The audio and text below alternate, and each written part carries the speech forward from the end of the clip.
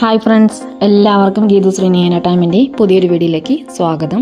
ഇന്ന് ഞാൻ വന്നിരിക്കുന്നത് ഫിഷ് ബിരിയാണി എങ്ങനെയാണ് പെട്ടെന്ന് കുക്കറിൽ തയ്യാറാക്കാം. അതിനായി 1 കിലോ ആവോലി ഫിഷ് കഴുകി വൃത്തിയാക്കിയിട്ടുണ്ട്. ഇതേപോലെ കട്ട് ചെയ്ത് എടുക്കുക. തൊലിയെല്ലാം കളഞ്ഞിട്ടാണ് ഇത് കട്ട് ചെയ്ത് എടുത്തിരിക്കുന്നത്. ഇനി ഇതിലേക്ക് മസാലക്കൂട്ടുകൾ നമുക്ക് ചേർത്ത് കൊടുക്കാം. 1.5 സ്പൂണോളം മുളക് പൊടി, എരിവിനനുസരിച്ച് നിങ്ങൾക്ക് ചേർത്ത് കൊടുക്കാവുന്നതാണ്. അതിനുശേഷം 1.5 സ്പൂണോളം മല്ലിപ്പൊടി ചേർക്കുമ്പോൾ ഫിഷിന് ഒരു പ്രത്യേക ടേസ്റ്റ് കിട്ടുന്നു.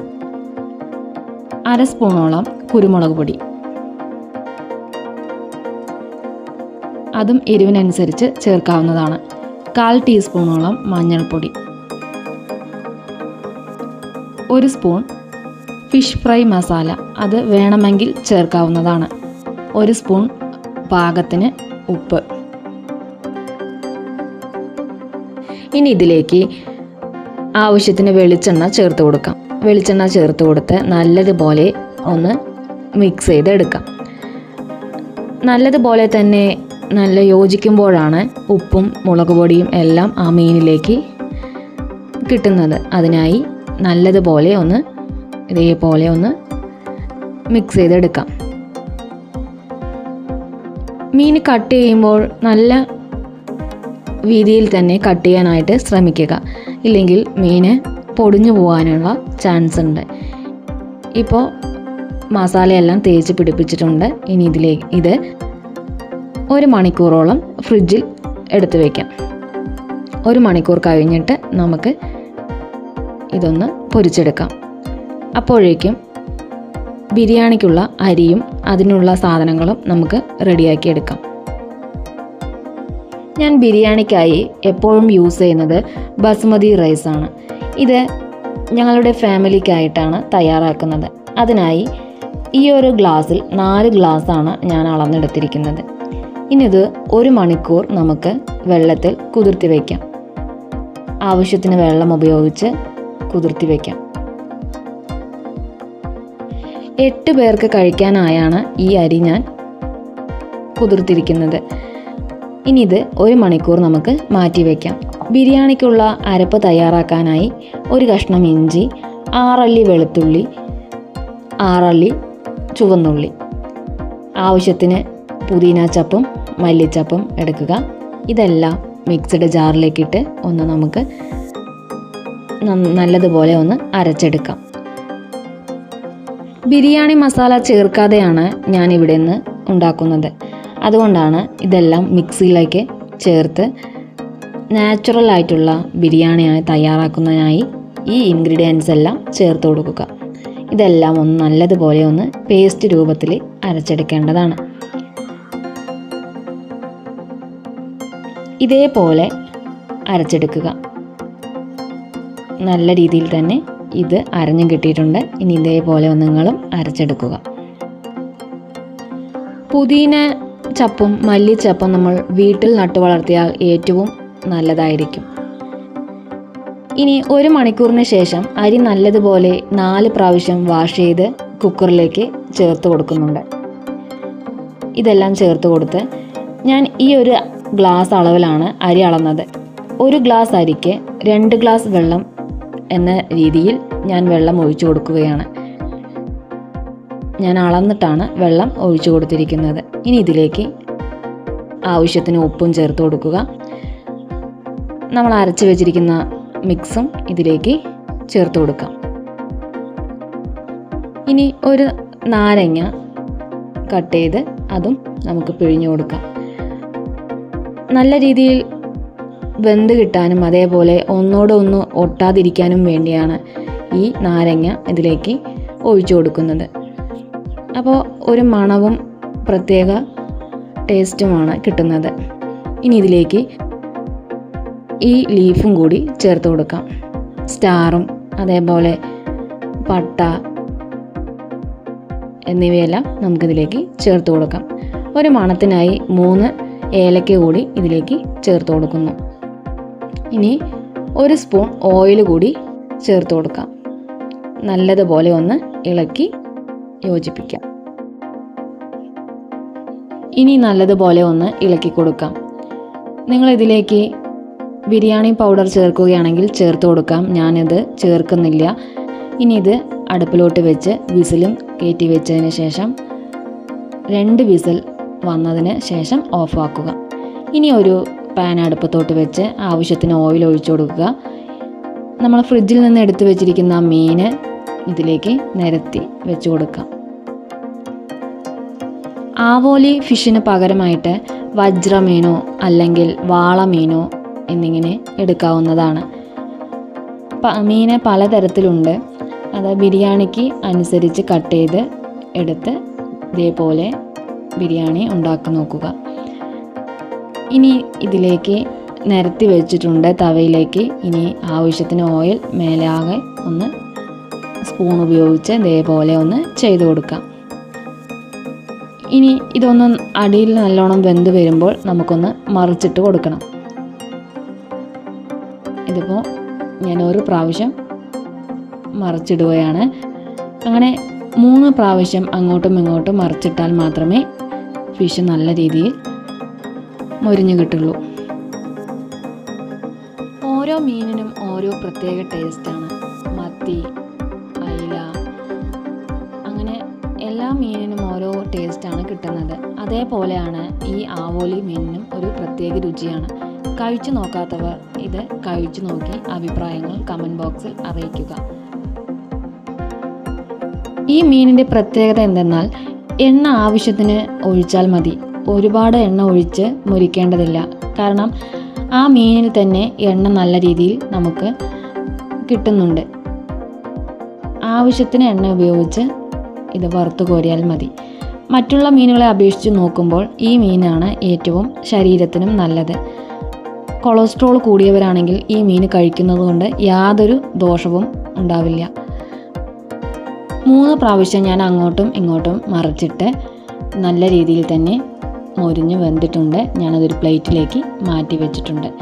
ഇനി അതേപോലെ എല്ലാ മീനുകളും നമുക്ക് വറുത്തുകോരി എടുക്കാം. ഇനി ഈ മസാല കൂട്ടിനായി 2 സവോള ഇതേപോലെ നീളത്തിൽ കട്ട് ചെയ്തത് ചെറുതായി കട്ട് ചെയ്യുക.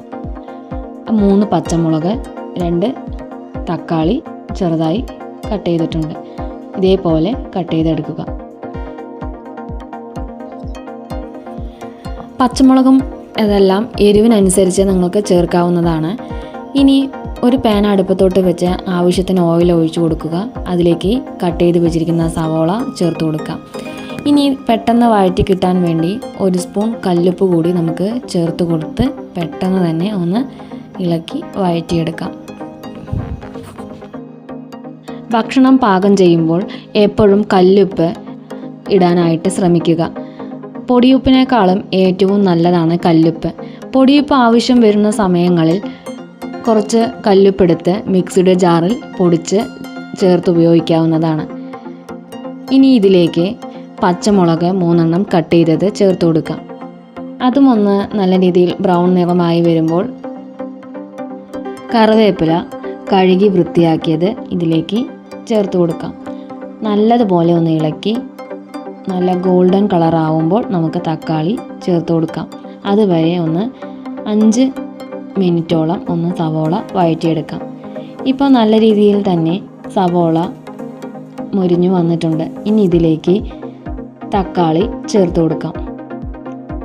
തക്കാളി നല്ല രീതിയിൽ വെന്ത് വന്നാൽ മാത്രമേ നമ്മളുടെ മസാല നല്ല ടേസ്റ്റ് ഉണ്ടാവുകയുള്ളൂ. അതുവരെ ഒന്ന് ലോ ഫ്ലെയിമിൽ വെച്ച് കുക്ക് ചെയ്തെടുക്കണം. ഇനി ഇതിലേക്ക് ഇഞ്ചി വെളുത്തുള്ളി പേസ്റ്റ് 1 സ്പൂണോളം നമുക്ക് ചേർത്ത് കൊടുക്കാം. ഇത് നല്ല രീതിയിലൊന്ന് പച്ചമണം മാറുന്നത് വരെ ഒന്ന് വഴറ്റിയെടുക്കാം. ഞാനിത് കുട്ടികൾക്കും കൊടുക്കാവുന്നത് കൊണ്ട് എരിവുകളെല്ലാം പാകത്തിനാണ് ചേർത്ത് കൊടുക്കുന്നത്. നിങ്ങൾക്കും ഇതിൽ കൂടുതൽ എരിവ് വേണമെങ്കിൽ ചേർത്ത് കൊടുക്കാവുന്നതാണ്. ഇനി ഇതിലേക്ക് മുളക് പൊടിയും മല്ലിപ്പൊടിയും ആവശ്യത്തിന് നമുക്ക് ചേർത്ത് കൊടുത്ത് നല്ലതുപോലെ ഒന്ന് മിക്സ് ചെയ്ത് എടുക്കാം. നല്ല എരിവുള്ള മുളക് പൊടിയാണെങ്കിൽ ആവശ്യത്തിന് ചേർത്ത് കൊടുത്താൽ മതിയാവും. കുട്ടികൾ ഇഷ്ടപ്പെട്ട് കഴിക്കണമെങ്കിൽ എരിവും നമ്മൾ കുറച്ച് വേണം ചേർക്കാനായിട്ട്. ഇനി ഇതിലേക്ക് അല്പം മഞ്ഞൾപ്പൊടിയും ചേർത്ത് കൊടുത്ത് നല്ല രീതിയിലൊന്ന് മൂപ്പിച്ചെടുക്കാം. ഈ മസാലകളെല്ലാം നല്ലതുപോലെ 5 മിനിറ്റ് ലോ ഫ്ലെയിമിൽ നമുക്ക് വഴറ്റിയെടുക്കാം. അതിനുശേഷം ആവശ്യത്തിന് വെള്ളം ചേർത്ത് കൊടുത്ത് ആവശ്യത്തിന് ഉപ്പും ചേർത്ത് ഒന്ന് അടച്ച് വെച്ച് വേവിച്ചെടുക്കാം. തക്കാളിയും സവോളയും നല്ല രീതിയിൽ വെന്ത് കിട്ടുന്നത് വരെ നമുക്കൊന്ന് അടച്ച് വെക്കാം. ഒരു 15 മിനിറ്റ് ലോ ഫ്ലെയിമിൽ വെച്ച് നമുക്കിതൊന്ന് വേവിച്ചെടുക്കാം. ഒരു 15 മിനിറ്റിന് ശേഷം തുറന്നു നോക്കി നമുക്കൊന്ന് ഇളക്കി കൊടുക്കാം. ഇപ്പോൾ ആ മസാലക്കൂട്ടെല്ലാം ഒന്ന് തിളച്ച് നല്ല രീതിയിൽ തന്നെ വെന്ത് വന്നിട്ടുണ്ട്. നല്ല മണവും ആ മസാലയുടെ മണവുമെല്ലാം പച്ചമണമെല്ലാം അങ്ങ് മാറി അടിപൊളിയായിട്ട് വന്നിട്ടുണ്ട്. ഇനി ഇതിലേക്ക് നമ്മൾ വറുത്ത് കോരി വെച്ചിരിക്കുന്ന മീൻ ഓരോന്നായി ഇതിലേക്ക് ചേർത്ത് കൊടുക്കാം. ചേർത്ത് കൊടുക്കുമ്പോൾ പതുക്കെ വേണം ഇട്ട് കൊടുക്കാനായിട്ട്. എല്ലാം കൂടി ഒന്നിച്ചിടുമ്പോൾ അതെല്ലാം അങ്ങ് പൊടിഞ്ഞു പോകും. അപ്പോൾ പതുക്കെ ഓരോന്നിട്ട് സാവധാനം അങ്ങോട്ടും ഇങ്ങോട്ടും മറിച്ചിടാവുന്നതാണ്. പതുക്കെ ഒന്ന് ഇളക്കി അങ്ങോട്ടും ഇങ്ങോട്ടും തിരിച്ചിടാം. അപ്പോഴാണ് ആ മസാലക്കൂട്ടും ഈ മീനിലേക്ക് പിടിച്ച് കിട്ടുള്ളൂ. ഒരു 10 മിനിറ്റ് നമുക്ക് ഫ്ലെയിം ഓഫാക്കി ഇതൊന്ന് അടച്ച് മാറ്റി വയ്ക്കാം. ഇനി ഈ മസാലക്കൂട്ടിലേക്ക് തേങ്ങാപ്പാലോ അതേപോലെ തന്നെ പുളി വെള്ളമോ ചേർത്ത് കൊടുക്കാവുന്നതാണ്. ഞാനതൊന്നും ചേർക്കുന്നില്ല. ഇനി നമ്മൾ കുക്കറിലേക്ക് അരി വേകാനായിട്ട് വെച്ചിരുന്നു. അതിപ്പോൾ നല്ല രീതിയിൽ തന്നെ വെന്ത് വന്നിട്ടുണ്ട്. അത് പെട്ടെന്ന് തന്നെ തണുക്കാൻ വേണ്ടി ഞാൻ വേറൊരു പാത്രത്തിലേക്കും പകുതി മാറ്റി വെച്ചിട്ടുണ്ട്. ഇനി നമുക്കത് ഒന്ന് സെറ്റാക്കി എടുക്കാം. അതിനായി ഒരു പാത്രത്തിലേക്ക് അല്പം നമ്മൾ എടുത്ത് വെച്ചിരിക്കുന്ന ചോറും ഇനി ഫിഷ് മസാലയും ചേർത്ത് അങ്ങ് സെറ്റാക്കി എടുക്കാം. ഇതേപോലെ ഓരോ ലെയറാക്കി നമുക്ക് ഇട്ട് കൊടുക്കാം. ഇനി ഇതിലേക്ക് ആവശ്യത്തിന് മല്ലിച്ചപ്പും പുതിന ചപ്പും വേണമെങ്കിൽ ചേർത്ത് കൊടുക്കാം. അതേപോലെ അണ്ടിപ്പരിപ്പ് മുന്തിരി എന്നിങ്ങനെ നെയ്യിൽ വാട്ടിയതോ സവോള നെയ്യിൽ വഴറ്റിയെടുത്തതോ അങ്ങനെ എന്ത് വേണമെങ്കിലും ഈ സമയത്ത് ചേർത്ത് കൊടുക്കാവുന്നതാണ്. ഞാനതൊന്നും ചേർത്ത് കൊടുക്കുന്നില്ല. ഇനി ഇതിലേക്ക് നമ്മൾ ആ ഫിഷ് മസാല ഒന്ന് ഇതേപോലെ ലെയറായിട്ട് ഒന്ന് വെച്ച് കൊടുക്കാം. ഇനി ഇതിൻ്റെ മുകളിലായിട്ട് ഇനി ബാക്കിയുള്ള ചോറും കൂടി മേലെ നമുക്ക് നിരത്തി കൊടുക്കാം. എനിക്ക് ദം ഇടാനുള്ള വേറെ സെറ്റപ്പ് ഒന്നും ഇല്ലാത്തത് കൊണ്ടാണ് ഞാൻ കുക്കറിൽ ഇതേപോലെ പെട്ടെന്ന് തയ്യാറാക്കിയത്. ഇനി നിങ്ങളുടെ വീട്ടിൽ ആ സൗകര്യമെല്ലാം ഉണ്ടെങ്കിൽ നിങ്ങൾ ദം ബിരിയാണിയായി ചെയ്തെടുക്കുക. കുട്ടികൾക്ക് പെട്ടെന്ന് തയ്യാറാക്കാൻ വേണ്ടി ഞാനിത് കുക്കറിൽ ചെയ്തെടുത്തതാണ്. നിങ്ങളും ഇതേപോലെ തയ്യാറാക്കി നോക്കുക. പെട്ടെന്ന് തന്നെ നമ്മുടെ വീട്ടിൽ ഗസ്റ്റ് വന്നു കഴിഞ്ഞാൽ ഒരു 10 മിനിറ്റ് കൊണ്ട് തയ്യാറാക്കാൻ പറ്റുന്ന ഒരു അടിപൊളിയായിട്ടുള്ള ബിരിയാണിയാണ് ഈ ആവോലി ഫിഷ് ബിരിയാണി. നിങ്ങളും ഇതേപോലെ നിങ്ങളുടെ വീട്ടിൽ തയ്യാറാക്കി ഇതിൻ്റെ ഫീഡ്ബാക്കുകൾ കമൻറ്റുകളായി അറിയിക്കുക. അതേപോലെ തന്നെ എൻ്റെ ചാനലിൽ ആദ്യമായിട്ടാണ് നിങ്ങൾ വീഡിയോ കാണുന്നതെങ്കിൽ സബ്സ്ക്രൈബ് ചെയ്ത് ഓൾ എന്ന ബെല്ലൈക്കൺ എനേബിൾ ചെയ്യാൻ മറക്കരുത്. ഓൾ എന്ന ബെല്ലൈക്കൺ എനേബിൾ ചെയ്താൽ മാത്രമേ ഞാനിടുന്ന വീഡിയോസ് നോട്ടിഫിക്കേഷനായി നിങ്ങൾക്ക് ലഭിക്കുകയുള്ളൂ. 10 മിനിറ്റ് ഒരു പ്ലേറ്റ് കൊണ്ട് അടച്ച് വെച്ചതിന് ശേഷം നമുക്ക് ഈ ബിരിയാണി സെർവ് ചെയ്യാവുന്നതാണ്. അപ്പോൾ എല്ലാവരും ഇതേപോലെ ഒന്ന് ട്രൈ ചെയ്യുക. ട്രൈ ചെയ്ത് ഇതിൻ്റെ ഫീഡ്ബാക്കുകൾ കമൻറ്റുകളായി അറിയിക്കുക. അപ്പോൾ എല്ലാവർക്കും അടുത്ത വീഡിയോയിൽ കാണുന്നതുവരെ നന്ദി, നമസ്കാരം.